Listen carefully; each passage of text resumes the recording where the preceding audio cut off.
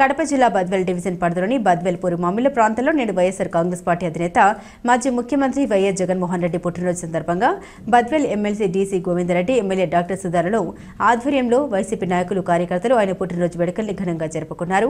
ప్రజల అభివృద్ధి కోసం వారు అహర్నిశలు కృషి చేస్తున్న నాయకులని పదవి ఉన్నా లేకపోయినా నిరంతరం ప్రజల శ్రేయస్సు కోసం ఆలోచిస్తూ ఉంటారని వారు పేర్కొన్నారు.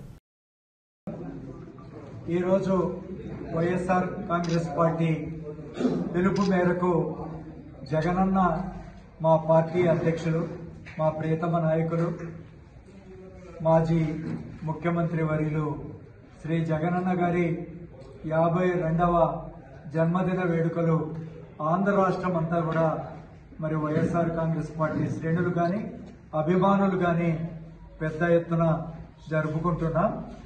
ఈ సందర్భంగా జగనన్న ప్రతి వారం కూడా మరి ఆయన ప్రెస్ మీట్ ద్వారా కానీ ప్రజలకంతా కూడా మరి ఇక్కడ జరుగుతున్నటువంటి పరిణామాలు, రాజకీయ పరిణామాలు కానీ లేకంటే ప్రజలు పడుతున్నటువంటి ఇబ్బందులు కానీ అనేక సమస్యలు, ప్రజా సమస్యలన్నీ కూడా మరి ఎత్తి చూపేటువంటి కార్యక్రమం మరి మీడియా ద్వారా చేస్తున్నటువంటి విషయం మనందరికీ తెలిసిందే.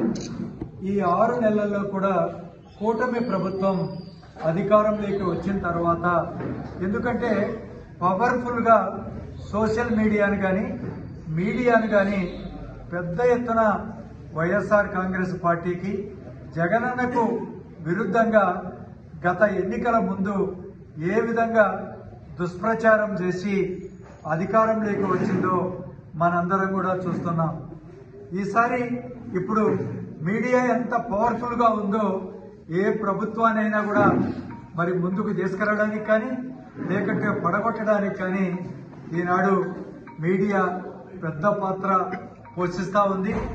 మరి ఇవి మీడియా కూడా మరి పార్టీల పరంగా మరి పెద్ద ఎత్తున మరి వేరైనటువంటి ఈ సమాజంలో వాస్తవాలను ప్రజల దృష్టికి తీసుకెళ్లాలి.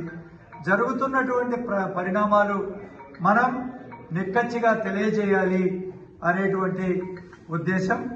అధికారం మేము కోల్పోవచ్చు, కానీ ఎందుకు కోల్పోయిందో ఈనాడు ప్రజలకందరికి కూడా తేటతెల్లమైతా ఉంది.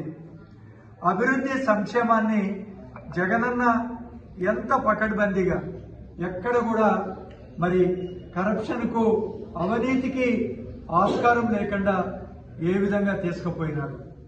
కొన్ని వర్గాలకు కానీ కొంతమందికి కానీ అది నచ్చకపోవచ్చు.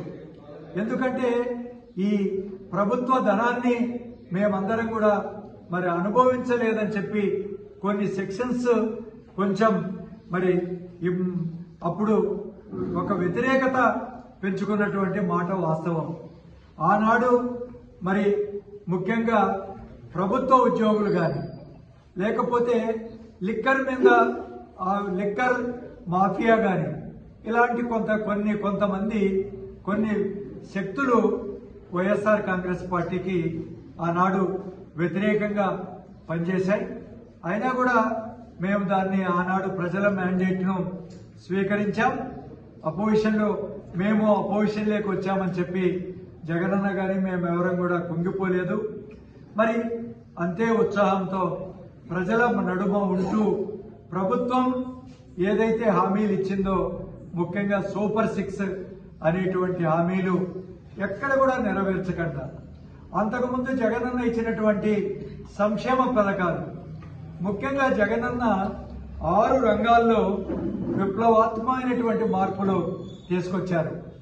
1 విద్య, 2ది వైద్యము, 3ది వ్యవసాయము, 4ది సామాజిక మరి న్యాయం, అదేవిధంగా 5ది మహిళా సంస్కరణలు, 6ది మరి ప్రభుత్వంలో మరి ఈ సంస్కరణలు ఏ విధంగా మనకంతా కూడా గ్రామ పంచాయతీలో ఈ వ్యవస్థలో మరి పెను మార్పులు తీసుకొచ్చి ప్రజలకు అయిపోయి కూడా మరి పరిపాలన చేసినటువంటి విధానం మనందరం చూశాం. ఆనాడు ఏది కూడా ప్రభుత్వ ఉద్యోగుల సహాయంతో మరి ఎందుకంటే ఈ స్కీములన్నీ కూడా పకడ్బందీగా ప్రజలకు ఇవ్వాలంటే ఒక ప్రభుత్వ యంత్రాంగం ఉంది.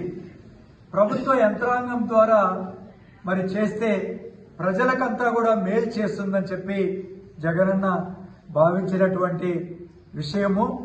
ఇప్పుడు ప్రభుత్వ యంత్రాంగాన్ని అంతా కూడా పక్కన పెట్టేసి పార్టీ నాయకులు ఏ విధంగా దోసుకుంటున్నారో మనందరం చూస్తున్నాం. లిక్కర్ షాపులు ఏ విధంగా కైవసం చేసుకున్నారు. ఇంతకుముందు ప్రభుత్వం కంట్రోల్లో ఉండేది. ఖచ్చితంగా